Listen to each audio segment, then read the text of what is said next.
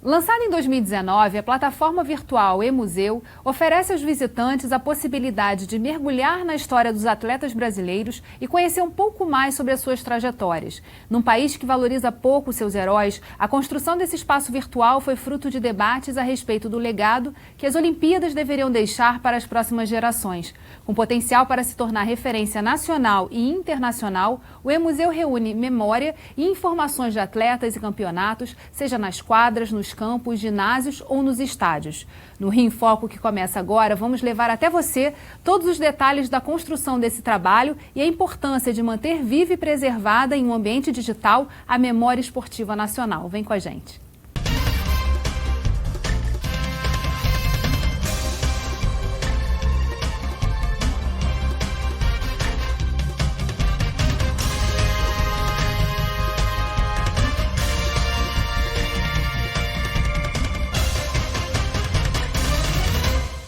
O Rio em Foco recebe os idealizadores do eMuseu, professor Lamartine da Costa e Bianca Gama Pena.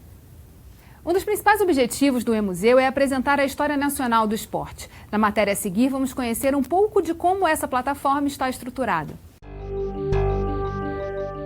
Mais de 570 fotos que contam a história do basquete, vídeos de outras modalidades do esporte, documentos, galeria 3D e acervos pessoais de atletas que foram campeões mundiais, além dos principais momentos que construíram a história do esporte no Brasil. Tudo isso já está disponível no site do eMuseu. Com certeza será uma referência na política do Estado do Rio de Janeiro, no Brasil, e também de como nós pensamos, que é uma inovação, que é tecnologia, e mais do que isso, a oportunidade das pessoas conhecerem um pouco da história do esporte nos municípios. É você possibilitar que o mundo tenha acesso às informações que nós temos através do inglês. Você colocar legendas, você explicar ou fazer algum tipo de tradução para o inglês, para que as pessoas tenham acesso às informações que nós temos aqui, que nós estamos produzindo através de pesquisa. Nós estamos trabalhando no desenvolvimento de uma exposição de documentos do nosso acervo sobre a história do esporte no Brasil, sobre o esporte brasileiro. E eu tenho certeza que a nossa exposição virtual e física, que ela vai estar, depois de ficar no Arquivo Nacional, ela vai itinerar pelo Brasil, vai ser uma grande contribuição ao projeto do museu. A gente poder estar com toda a nossa história, a história dos jogadores, a história da entidade, a história de todos os campeonatos, as medalhas, tudo isso, né? O passado sendo lembrado, né? Esse acervo que um dia ia se perder, agora vai estar para sempre para os amantes do esporte. Então, a importância é absurda, né? É uma coisa sensacional. Bianca, como foi o processo de construção dessa plataforma e de onde surgiu essa ideia de fazer um eMuseu? Então, essa ideia ela surgiu de uma grande necessidade nossa, né, de preservar e de registrar o legado dos Jogos Olímpicos. E aí a gente começou a perceber que é muito mais do que isso, né? É mais do que simplesmente um legado de um mega evento, é você deixar para sempre uma plataforma onde, de forma colaborativa, todas as pessoas, colecionadores, atletas, fãs, pudessem contar a história da nossa nação. E aí a gente percebeu que ninguém consegue fazer isso sozinho, né? Comitê Olímpico, Paralímpico, confederações, atletas, federações. Então a gente tinha que reunir todos eles de uma forma que você dá voz a todo mundo, né? E a gente começou a perceber vários desafios, né? E fomos quebrando essas barreiras. Foram muitos, né, mestre? Mas a gente entendeu que de forma colaborativa vinha a resposta, né? E aí a grande solução foi fazer com que uma startup se incubasse numa universidade, né?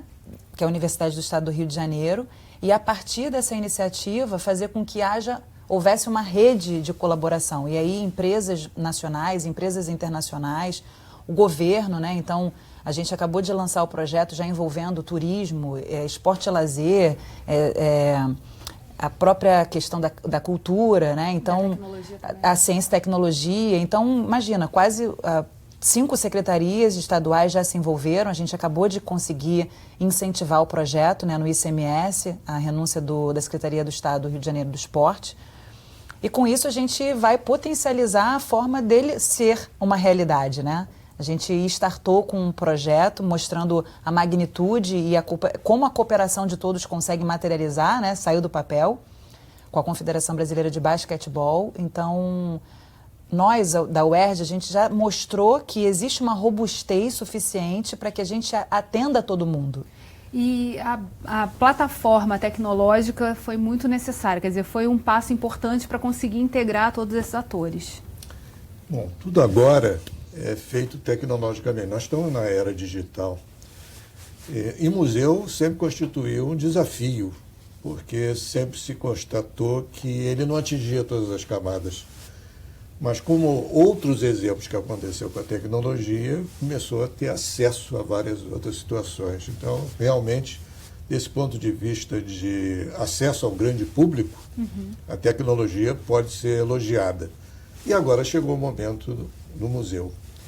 Então, é um projeto muito bem feito, muito bem desenvolvido pela UERJ e várias instituições, muito bem dirigido pela Bianca, e que agora os especialistas do esporte têm uma esperança que haja um diferencial, porque o esporte já é naturalmente vinculado às grandes massas, ao grande público, e agora ele vai ter acesso ao melhor do esporte, que é o seu passado. Os valores do esporte estão no passado. Todo esportista pensa no passado, que é uma coisa curiosa, mas ele pensa no passado vivendo o presente. É possível fazer isso pela tecnologia, é o que nós estamos assistindo no E-Museu. E que responde também a esse desafio de digitalização de acervos, porque o grande medo que se tem de uma estrutura física de um museu é esse acervo de alguma forma sofrer algum tipo de deterioração, enfim, ele de fato se destruir. E com essa digitalização, muito do que se já tinha colecionado pode então ter uma sobrevivência aí garantida, né? Como é que está sendo essa questão do investimento? Porque a gente sabe dos desafios também de captação para a manutenção de museus de uma forma geral. Exatamente. A gente esbarrou com esse grande desafio, que é o grande patrimônio, é o acervo, né, do E-Museu. E face a essa necessidade, a gente também trouxe um parceiro, que é o Arquivo Nacional, que está incrivelmente capacitando, né, os nossos alunos da UERJ. Só do basquete nós digitalizamos 579 fotos, né? É claro que existe um caminho a ser seguido junto com o comitê técnico que o professor Lamartine preside, né? Então ele, junto com o comitê técnico, está fazendo um protocolo específico da área de esporte, que é uma adaptação ao protocolo federal do Arquivo Nacional, quer dizer, isso é pioneiro, né? Pela primeira vez, né, mestre, a gente vai ter um protocolo a ser seguido de preservação de um patrimônio, né, de acervos. Então, isso já está ongoing process, né? Mas o que a gente precisa agora é fazer com que os atletas e as confederações sejam engajadas no projeto, né? E para isso a gente precisa de recursos financeiros. Então, por isso a gente está trilhando esse caminho, né, da carta, da renúncia fiscal, para que a gente tenha parceiros, né, empresas que possam estar colaborando conosco para que essa história seja contada de uma forma colaborativa. Eu entendo esse projeto do ponto de vista do mundo olímpico, que por acaso o Brasil se envolveu, e vocês aqui, no programa de vocês, muito. Acompanhamos essa história. Acompanharam, e portanto é bom a gente retornar àquele momento que esse envolvimento com o mundo olímpico transformou uma cidade e de certa forma transformou um país. É pena que não tenha tido continuidade. Então nós temos que viver essa continuidade de alguma forma. Isso é um investimento. E o nosso investimento no mundo olímpico está ligado aos estudos olímpicos, que o Brasil é muito evoluído, tem grandes resultados internacionais, então é uma ligação internacional. Então, os avanços não é somente tecnológico, de startup, de uma boa gestão, ele é mais amplo, ele nos joga a favor da tecnologia e com a tecnologia para objetivar resultados. E os resultados no esporte são sempre bem-vindos, porque tem um valor social. Os resultados no esporte são sempre bem-vindos, porque tem um valor da consciência e da identidade de um país e de uma cidade. A cidade do Rio de Janeiro investiu 6 bilhões de dólares numa grande instalação olímpica. Ela mudou toda a sua infraestrutura. E agora nós precisamos dar continuidade a isso. E continuar contando essa história, que é o que a gente vai fazer no próximo bloco. E continuar contando essa história. No próximo bloco, não saia daí. Rio em Foco aqui, política e economia caminham juntas.